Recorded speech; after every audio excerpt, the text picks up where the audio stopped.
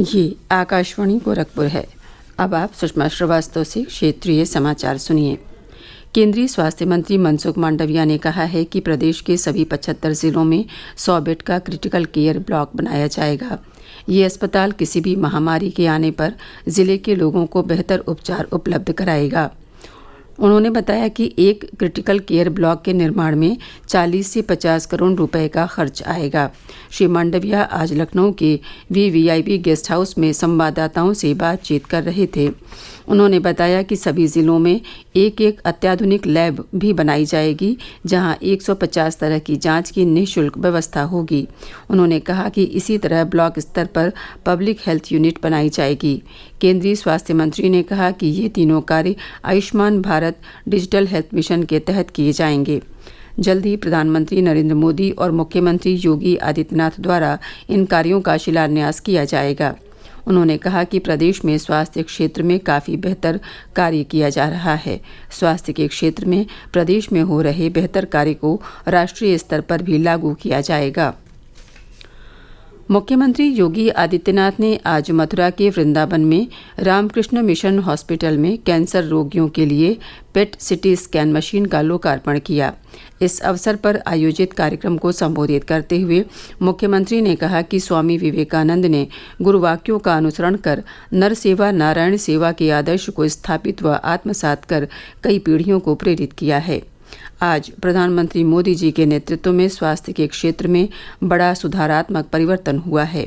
आयुष्मान भारत और प्रधानमंत्री जन आरोग्य योजना के अंतर्गत देश की आधी आबादी 5 लाख रुपए तक की बीमारियों के बीमा कवर का लाभ ले रही है।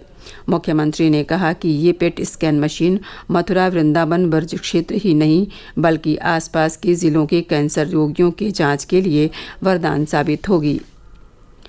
मुख्यमंत्री योगी आदित्यनाथ ने राष्ट्रीय आपदा मोचन बल और राज्य आपदा मोचन बल के बीच समन्वय के साथ प्रदेश में आपदा प्रबंधन संबंधी कार्यों को और प्रभावी बनाने के निर्देश दिए हैं। लखनऊ स्थित अपने सरकारी आवास पर आपदा प्रबंधन कार्यों की समीक्षा करते हुए श्री योगी ने कहा कि आपदा के समय राहत कार्यों के लिए योग्य और कुशल कार्मिकों की सबसे अधिक आवश्यकता होती है। उन्होंने प्रदेश में आपदा प्रबंधन कार्य में संलग्न कार्मिकों के बेहतर प्रशिक्षण के लिए एक केंद्र स्थापित करने की जरूरत पर बल दिया। श्री योगी ने कहा कि बरसात के मौसम में आकाशीय बिजली गिरने के कारण होने वाली जनहानि को कम करना एक बड़ी चुनौती है। उन्होंने अगले 3 महीने में सभी 75 जिलों में अर्ली वार्निंग सिस्टम लगाने का निर्देश दिया। श्री योगी ने दामिनी ऐप, मेघदूत जैसे डिजिटल प्लेटफॉर्म का भी अधिक से अधिक प्रचार करने को कहा। मुख्यमंत्री ने कहा कि उत्तर प्रदेश पहला राज्य है जहां आपदा राहत वितरण के लिए end to end computerise relief management system लागू किया गया है। इससे लाभार्थी के चयन से लेकर डिजिटल अप्रूवल तथा खाते में धनराशि हस्तांतरित करने तक की पूरी प्रक्रिया कागज रहित हो गई है। उन्होंने राहत वितरण में पारदर्शिता के साथ साथ समयबद्धता भी सुनिश्चित करने का निर्देश दिया। प्रधानमंत्री नरेंद्र मोदी राष्ट्रीय शिक्षा नीति की 3री वर्षगांठ के अवसर पर दूसरे अखिल भारतीय शिक्षा समागम का आगामी 29 जुलाई को नई दिल्ली में उद्घाटन करेंगे।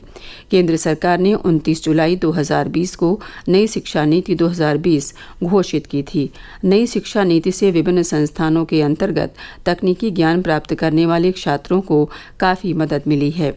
भारतीय सूचना प्रौद्योगिकी संस्थान लखनऊ के निदेशक प्रोफेसर डॉक्टर अरुण मोहन शेरी ने आकाशवाणी समाचार से बात करते हुए कहा कि नई शिक्षा नीति ने शिक्षा परिदृश्य को बदल दिया है और ये शिक्षा के समग्र दृष्टिकोण पर ध्यान केंद्रित करती है। आज करगिल विजय दिवस है। इस अवसर पर देश सैनिकों के बलिदान को याद कर रहा है। आज ही के दिन सेना ने 1999 में 60 दिनों की युद्ध के बाद करगिल में पाकिस्तानी सेना पर विजय हासिल की थी। इस अवसर पर प्रदेश के लगभग सभी जिलों में शहीदों के सम्मान में विविध आयोजन किए जा रहे हैं। लोग शहीदों की प्रतिमाओं और चित्रों पर माल्यार्पण कर उनके व्यक्तित्व और कृतित्व को याद कर रहे हैं। प्रदेश के कई पश्चिमी जिलों में वर्षा होने से लोगों को भीषण गर्मी से राहत मिली है। वहीं धान की सूख रही फसल को पानी मिलने से किसान भी राहत महसूस कर रहे हैं। प्रदेश के पूर्वी जिले में लोगों को अभी भी बारिश का इंतजार है। मौसम विभाग ने अगले 3-4 दिन तक प्रदेश के अनेक स्थलों पर वर्षा का पूर्वानुमान जताया है। पश्चिमी जिलों के लगभग सभी स्थानों पर 29 जुलाई तक मध्यम से तेज वर्षा हो सकती है, जबकि पूर्वी उत्तर प्रदेश में 29 और 30 जुलाई को अच्छी वर्षा होने के आसार हैं। इससे पहले भी पूर्वी उत्तर प्रदेश के कई जिलों में छिटपुट वर्षा होने की संभावना है। इसके साथ ही क्षेत्रीय समाचारों का ये बुलेटिन समाप्त हुआ। नमस्कार।